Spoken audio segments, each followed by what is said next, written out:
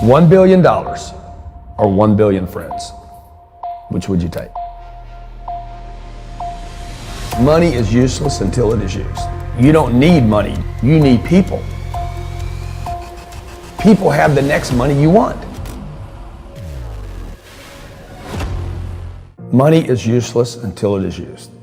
I did not know this. I thought money was valuable. I was taught that money was security. That's why I started a retirement account. I had a retirement account when I was 28 years old. I invested money in a 401k. That's the terminology, as you know. I can get this money when I'm 65 or something. Every year I put that money in that retirement account because I was taught that money was security. Money has never made me more secure. I end up forgetting it's even over there. I go years without remembering, oh, I got that money over there. You know, I wasn't even thinking about it. I don't know what it's invested in. Put it in mutual funds. I don't know what the mutual funds are. I have no passion or connection to any of the companies. It was just about money. It's like this money just sits here. What is it? It's just pieces of paper. Somebody decided on the colors, the values. Somebody put a little stamp on it. A lot of work went into like making me believe this is somehow valuable. Today, I just know that like, man, until this starts moving around, it's not valuable. People are way more valuable. It just shows you how little people have really thought about money. $80 billion a year is spent in America on lottery tickets. Nobody spends anything on friends. $80 billion, that's more money than Starbucks, Burger King, Taco Bell, and Kentucky Fried Chicken. I wasn't thinking big enough. I was thinking that if I save my money, that if I'm just save the pennies, you know, save the money, pay attention to the money, then clip the coupons, do everything on the cheap, right? Buy everything on sale, buy low and sell high, all that old adage of our parents. If I do that, then I'll be better off, right? Rather than, why don't I learn a skill? Why don't I promote myself? People spend almost nothing to promote themselves. If I don't promote myself, I can't get money anyway. Because, you know, we're told not to. Don't toot your own horn, be seen and not heard. Don't get so much attention. We're told this as little kids. Women have it worse than men. Don't show off. Don't be a braggart. Don't talk about yourself. Fly under the radar. If you get too big, you're going to get attacked. Nobody's telling us, get so big that no attack can bother you. If I die today, Elena and the kids will not have to worry about money. They will not. In 2008, all I had to worry about was money. I had a $60 million lawsuit hit me. I thought Lehman was enough. The one industry that I was a star in got cut in half. Diamonds are made from pressure and wake-up calls. So not all coal becomes a diamond. What data do you have that is holding you back from becoming who you could be? What have you been operating with? What calculations have you been doing that's getting you the wrong answer? I'm not stupid and I'm not lazy, but I must have had a calculation, you know, that allowed me to come up with the wrong answer. So I started looking at what my entries were. And my entries were, hey, don't get too much attention, you know? And then I was like, oh man, who's doing well? Barclays is doing well, Goldman's doing well, Warren's doing well. Warren's on TV every day. I'm like, dude, I need to be on TV. You shouldn't put money in a house, you should put money in your brand. You should put money in the marketing. You should promote yourself, not put money in where you and the kids live.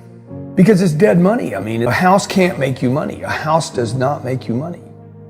The only reason people think a house makes them money is they're comparing it to if I rent, that costs me money. But if you need to go to a hospital, you don't buy the hospital. You rent a bed to get out of there as fast as you can. If you go on a trip, you go to America and you want to go to Disneyland, you don't buy the hotel, you rent a room. And nobody thinks poorly of that. They're like, yeah, I'm gonna go there, use the place and get out. That's what you should be doing with your living. Find a place where you can pay rent monthly. Don't own the house. And take all the money that you would have put in that house purchase, down payment, extra money, fixing it up, use all that money to improve your business and yourself so that you can get more money. So I see so many people here like, I'm gonna invest 300,000 pounds in a house to hopefully make $30,000, 30,000 pounds. I'm gonna buy it for 300, maybe I'll sell it for 600,000. I'll double my money. fixed in one place, by the way, where no money comes to you. Money does not go to homes. Warren Buffett and Bill Gates do not talk about the home they live in. They talk about the places they're going to. They go meet money. They go meet wealth. They go meet connections. Banks are great promoters. They print money. Banks are capitalists. They're not entrepreneurs. There is no product to sell. What happens with the banker is the banker's like, hey, we have all this money. We need to get the money to people. And they'll pay us to let them have money. Everybody deserves a place to live. And another guy's having another sip and he's like, no. It's a dream. This is the dream. In America, it's the American dream. Everyone deserves a place to live. And other people say, oh, this is a way to make money. It's not a way to make money. It's a way to bank to make money. Banks have made more money off of homes than anybody in the game. Most people can't keep it. Almost everybody can get it. Most people cannot keep it. And almost no one can multiply it. So the game is, how do I get it? How do I keep it? How do I fortify it? How do I support it? And there's a lot about how do you keep making this thing bigger and bigger and protecting it. Again, a lot of people can get it, but can you keep it?